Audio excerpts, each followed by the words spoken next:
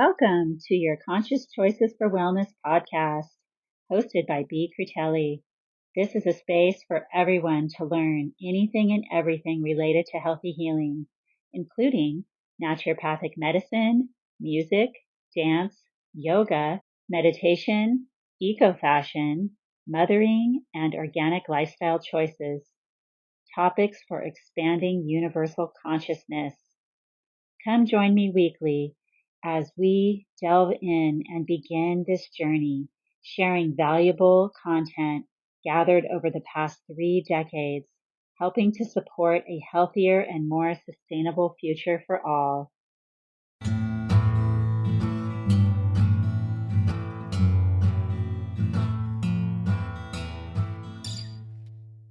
Hello and welcome, beautiful souls, to today's episode.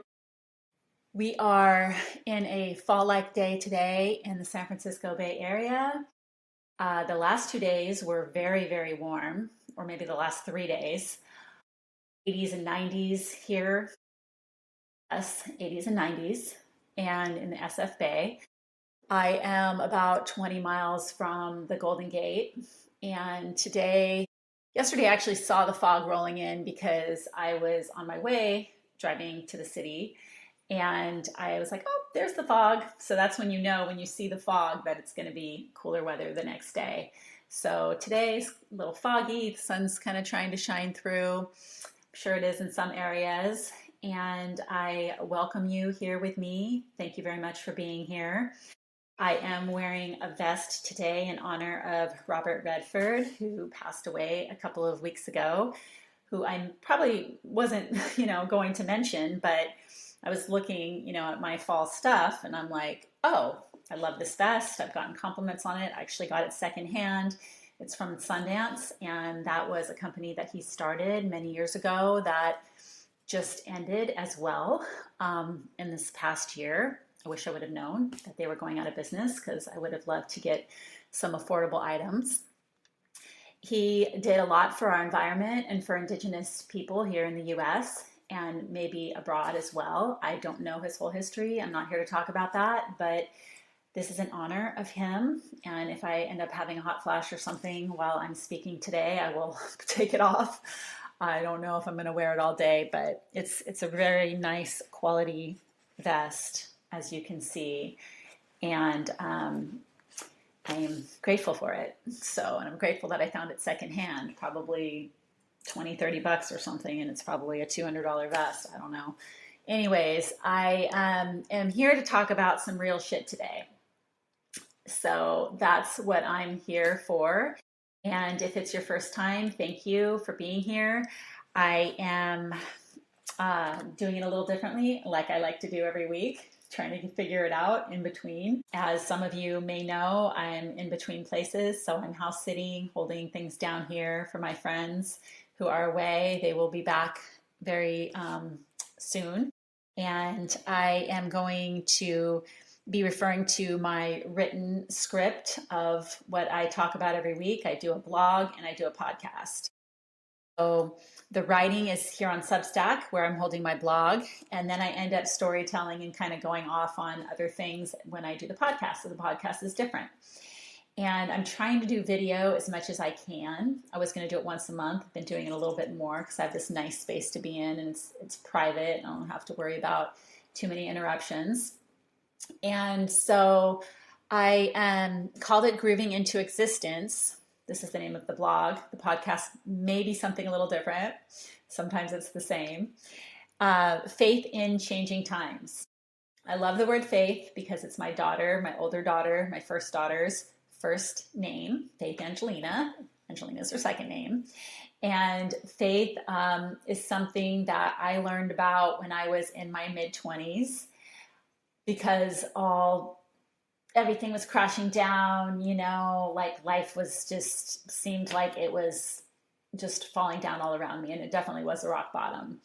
And I had to, and that's a whole other story that I think I talked about a little bit I believe, I'm pretty sure, but not in detail, the podcast that I did around her birthday in July. And that had to do with being a mom and, birth experience a bit. So faith I learned about. I was not religious. I was not brought up with any religion. One of my parents was rebelling from her being raised with the nuns and being Catholic, very, strict Italian father. And then my dad wasn't, I don't think, brought up with any kind of religion. And so he was, kind of atheist, or I just say that they were both kind of atheist for a while. I remember when, after this period, when I learned to have faith, when I learned that you have to believe, when you have to have a connection to God, to Source, to believe in something higher than yourself to get through really fucked up times.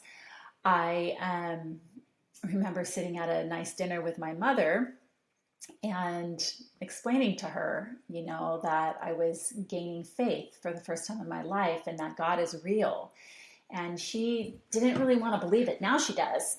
She ended up getting her own faith later on, or regaining that, like true faith, and knows that there's a God. But I think when you grew up, how she grew up with like the suppression of the Catholic religion and how dogmatic it can be, she just wanted nothing to do with it by the time she was 17 and like, get me the hell away from this.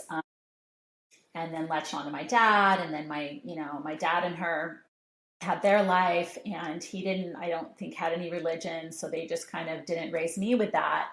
And it took me until I was in my mid-20s. I knew, I was kind of like, I could feel it, and I have Native American roots. So not a lot of my blood is Native American, but I do have a little bit from, I think it's like my great great grandmother was Native American on my mom's side. And so I feel like that, those sense of roots, to the earth. And so I always kind of was like drawn to that. And that's what drew me to like learning more about herbs and, I always loved nature and everything. And as I got older, that got more and more. And so, right now, like every week, I'm just spontaneous about what I'm going to write about. And I was like, okay, well, I just write about what's going on, like how I'm getting through this time, because it's really like a huge transition, kind of another rock bottom in a way.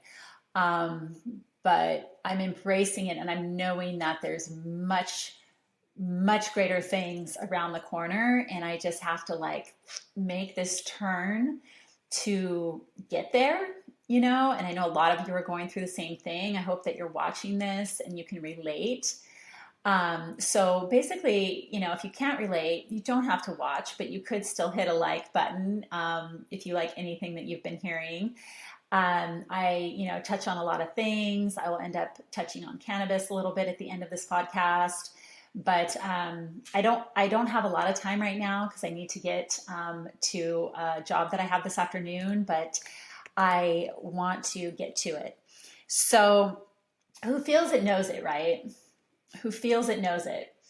And this is a term that I learned probably in my last relationship, because he used to say that quite a bit.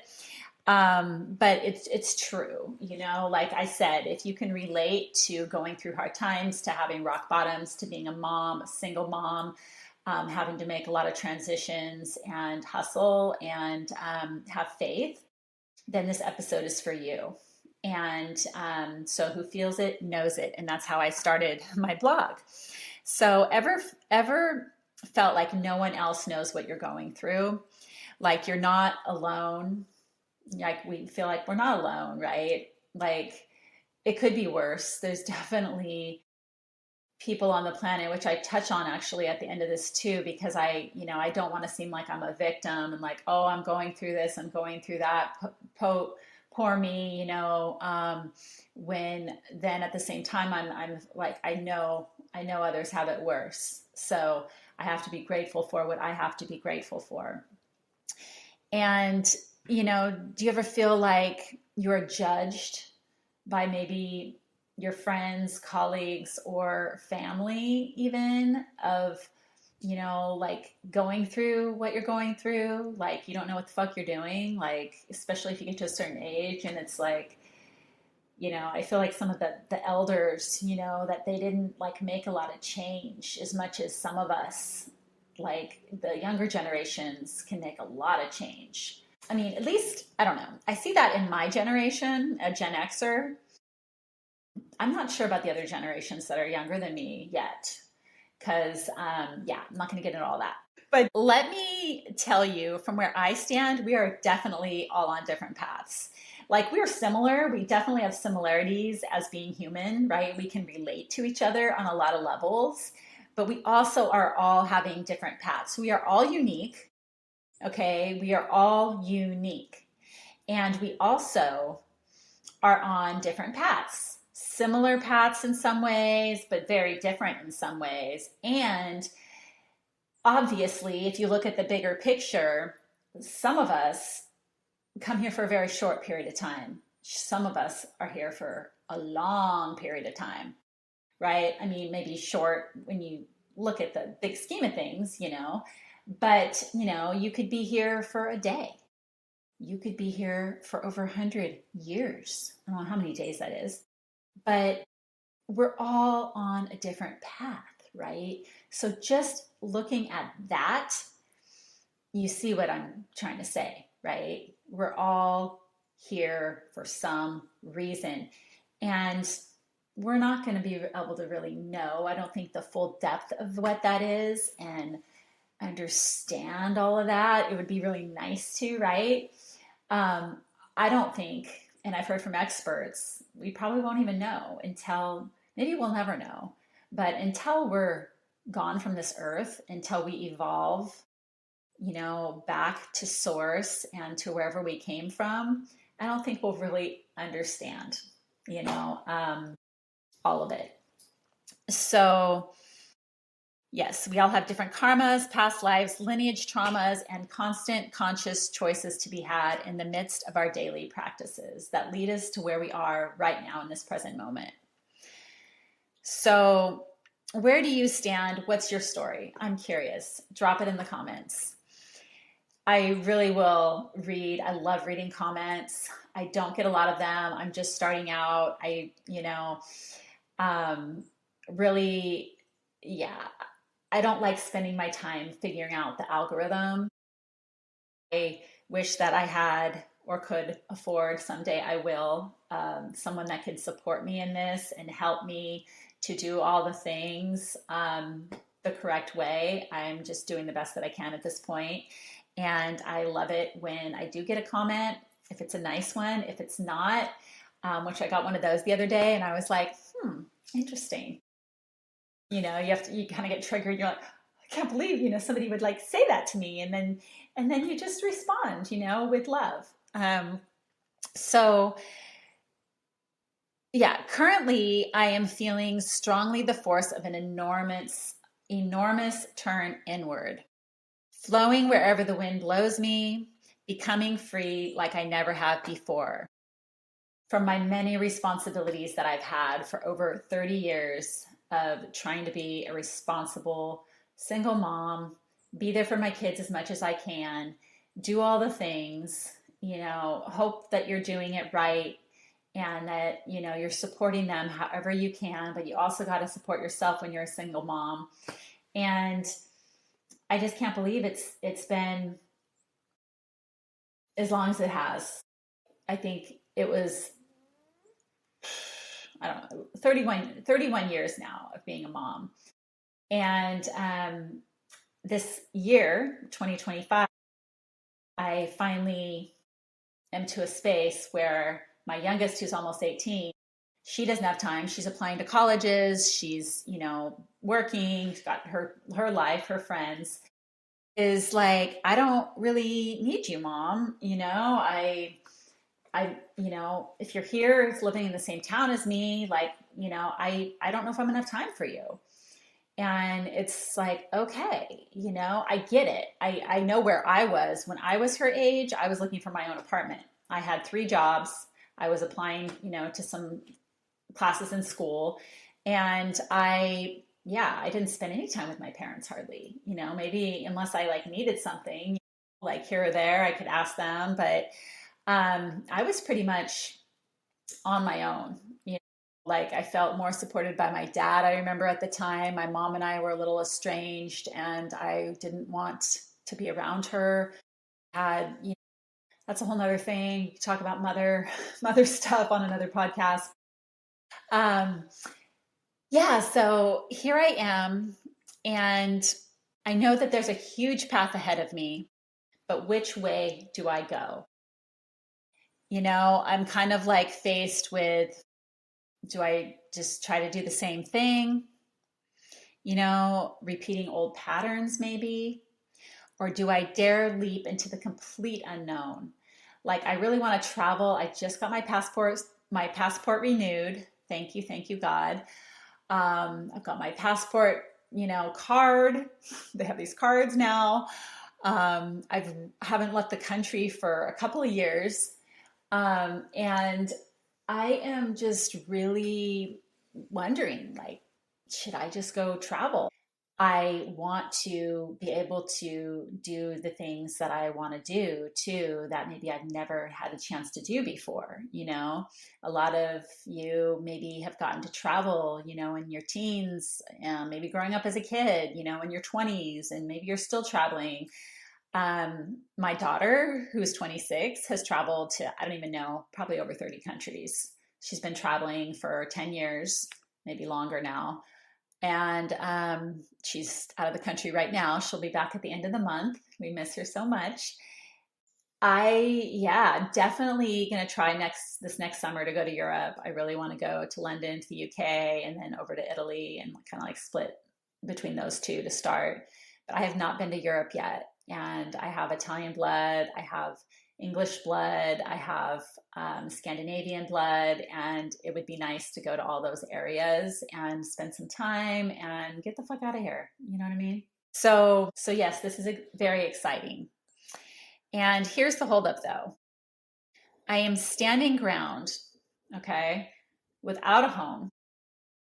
I've journeyed myself into my physical home being in a 10 by 15 storage unit in one town, working my bridge job in another town that's 2.5 hours away, while I attempt to build my dream business.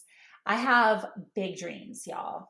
I have really big dreams. I have things that I know would do so good, that I have visions of, I've started businesses before that have been successful, that now I'm in a different space, but the last couple of years I've been, just like, oh, I want to do this. I want to do this. I want to do this. I have one that I really, really want to do more than anything else.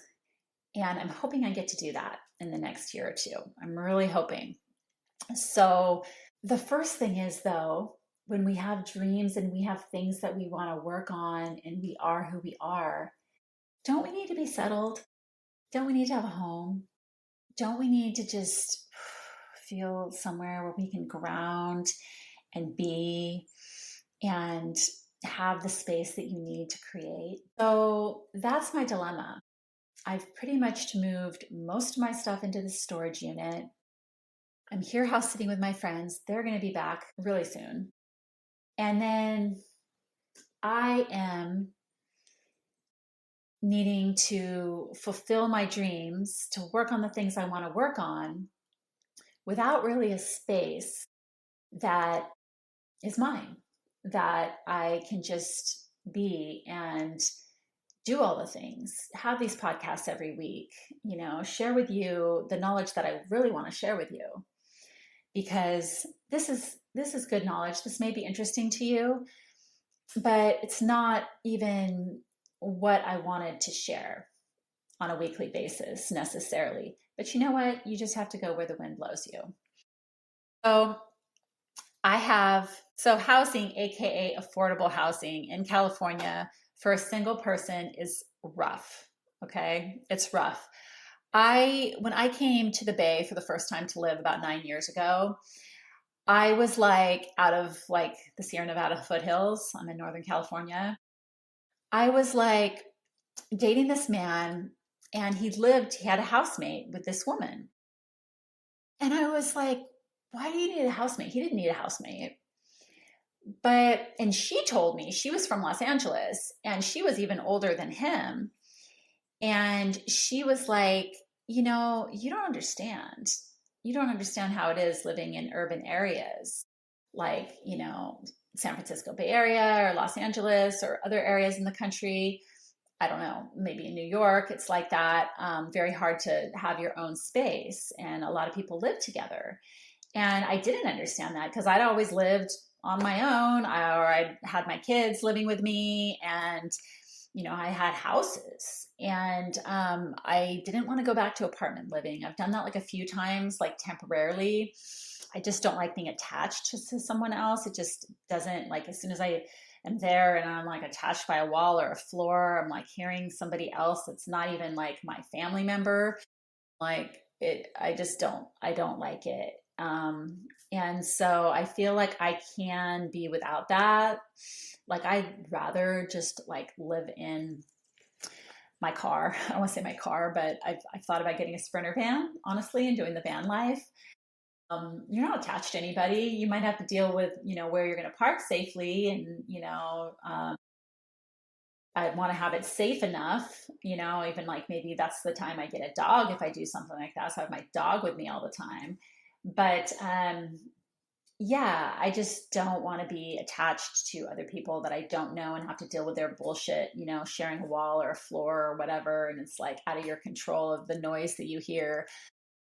So I'm just not going to do that. Been there, done that, and I just can't. And so like living, in community or with other people in like their house, and then it's like I'm just renting a room or something. I can't see myself doing that because I just have enough in my storage unit to create a whole home myself, and I've rented rooms actually out to other people, to other women, one man, a couple different houses that I've had. And that's usually actually a couple different guys too. And that's better. I've just never rented. Haven't had it reversed and done the reverse. So I know some of you, if you're watching this and you've done that maybe your whole life or you're doing that now, let me know. I'd love to hear the comments or the feedback about it. Just trying to figure it out, because when you look at like housing in the Bay Area and the area that I'm in, most of it's in the East Bay, which would be on the other side of one of the bridges for me, and a little bit of a commute. And like, I don't necessarily want to live over there. I really like the part of the Bay I'm living in the North Bay. So it is one of the most expensive areas to live in. Although the area that I used to live in up in the hills now has gotten quite expensive. And to find a small place up there where I just moved from, where I had a house with my daughter, but I had to move from there because it was too expensive, to find a smaller place like I'm looking for here in the Bay, it is almost the same price. And it's not even the Bay Area. It's not even like near an area where you can like make more money.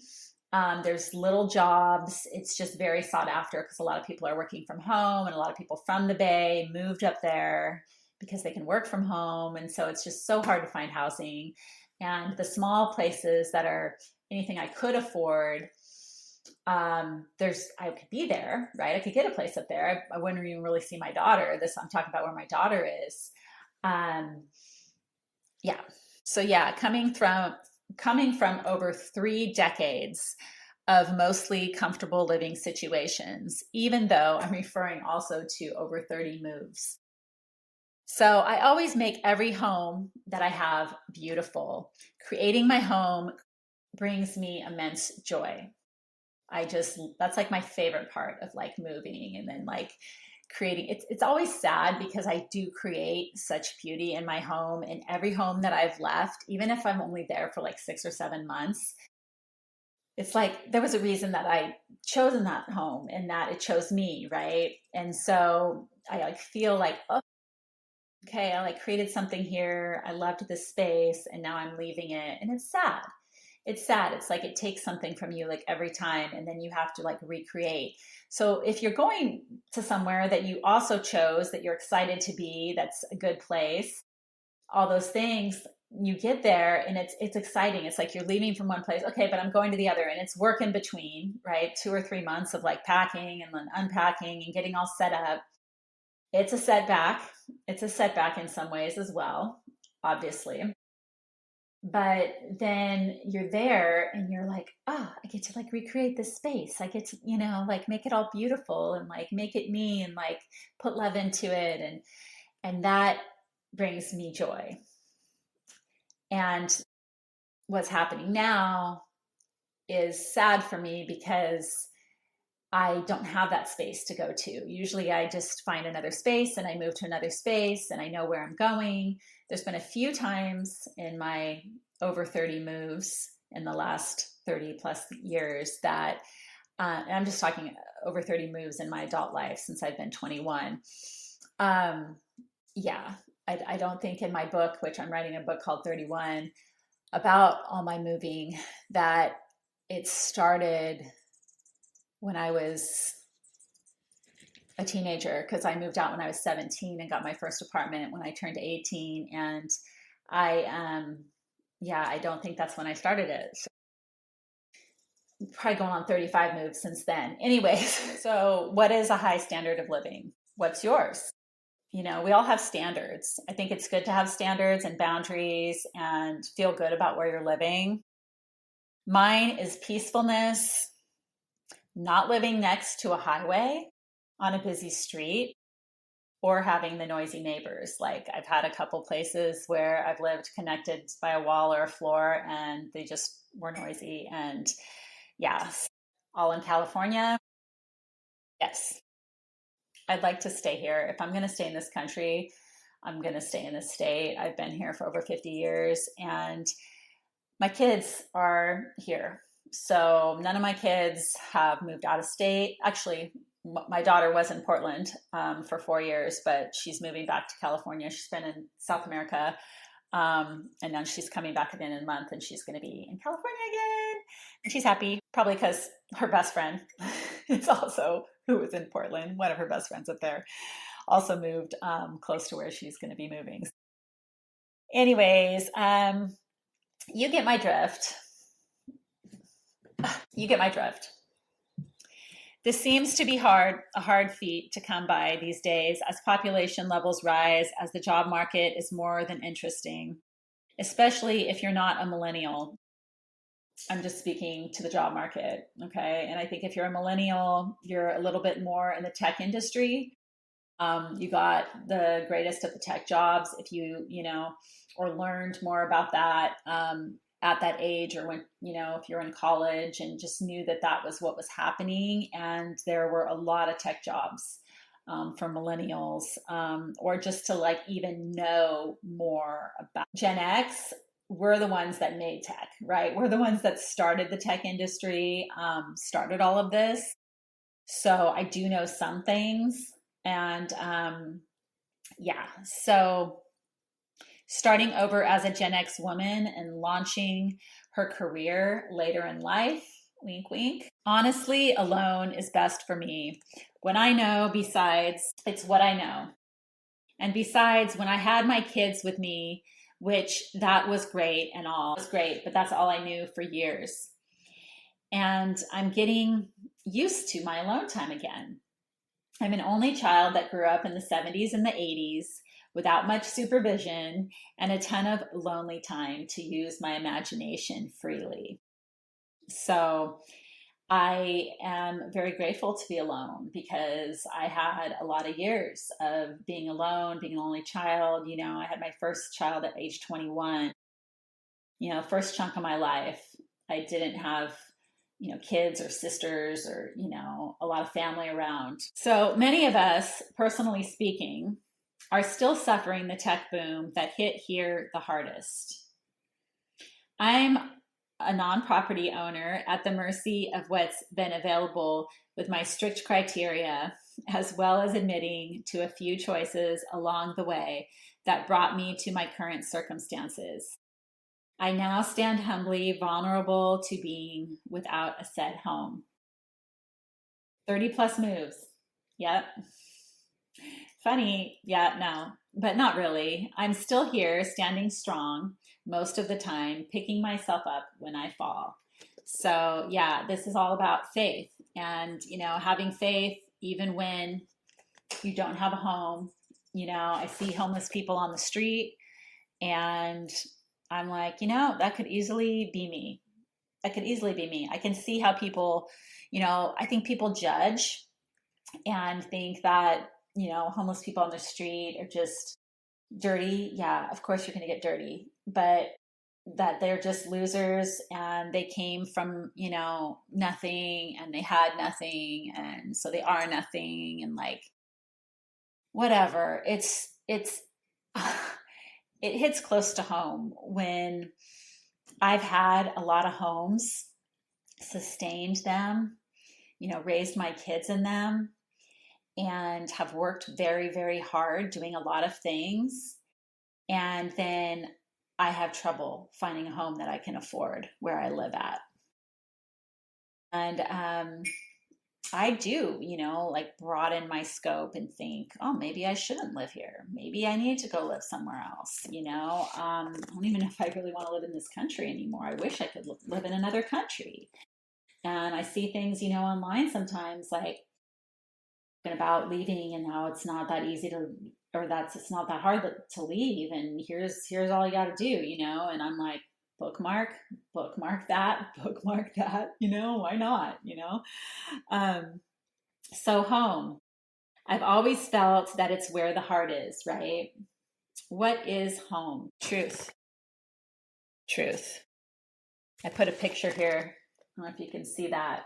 If you go to my Substack blog, I found a picture of a home that very private and secluded out in the forest with fog. It looks like it's kind of coastal. Looks like it's something that could be here in West Marin.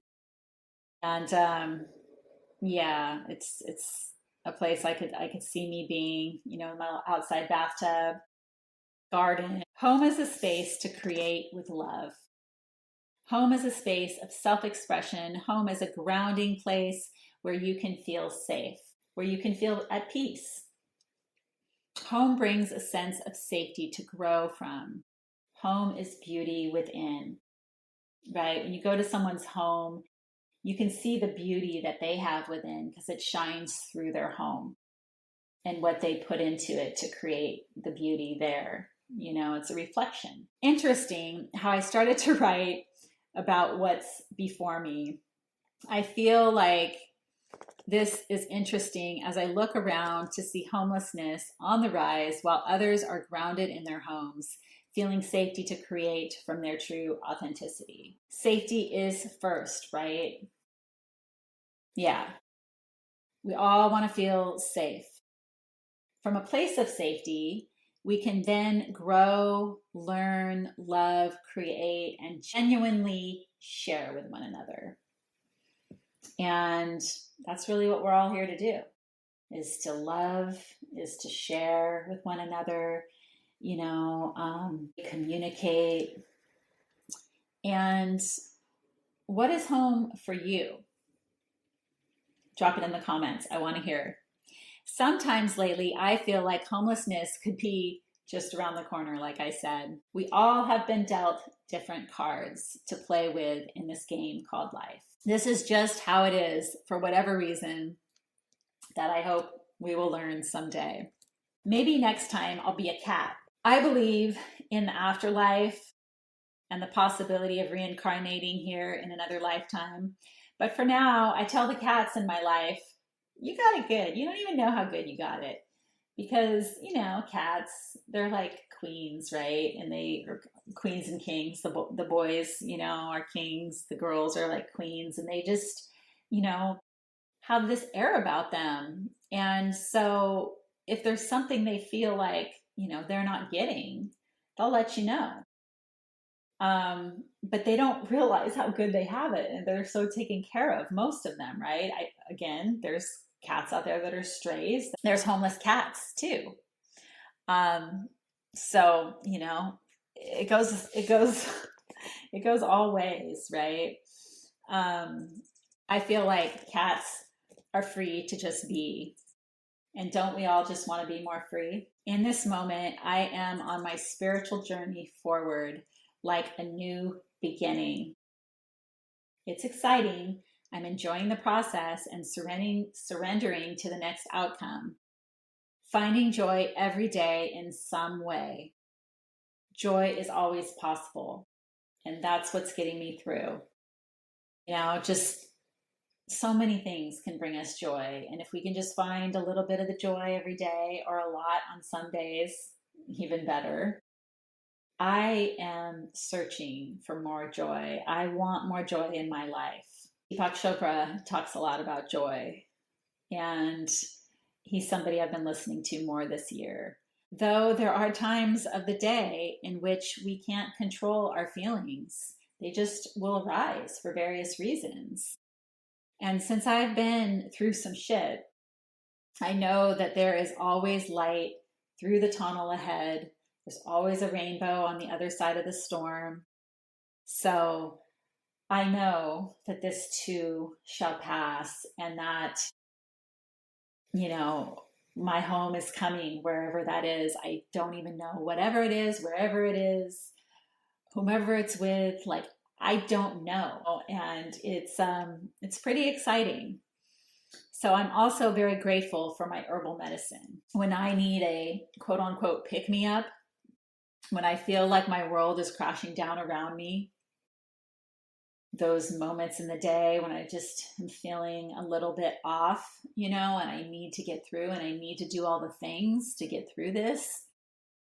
I have so many herbs in my apothecary that I have found over the years that I am very, very grateful for. The safest, most natural choice that unequivocally, that word came to me and I was like, I have to spell check myself sometimes because I'll have words come to me when I'm writing and then I'm like, I don't know if I'm spelling this right. So I'll just like look it up. Will bring me back into a balanced state of being. And then I can like get through my day or my evening or, just with more joy, finding that joy. There are always times that we will need a reset. We are perfect spiritual beings living an imperfect human experience. Maybe we're all just here to have our own unique experience within and with each other. So I just want to state that as I write certain thoughts and feelings here, I'm also feeling compassion for our humanity on this planet who have no choice right now. Why is this unjust cruelty happening to innocent people? Did they choose to have such an experience? I do not believe that anyone would sign up for genocide, rape, torture, etc. I grieve every day for the people on this planet that are suffering and have no other choice.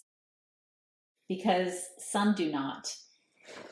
Even the people that hit rock bottom, that don't have anybody there to support them, to get through their addiction, to get through their, mental struggles, their mindset challenges. Some people don't have the support that they need. And it's very, very sad.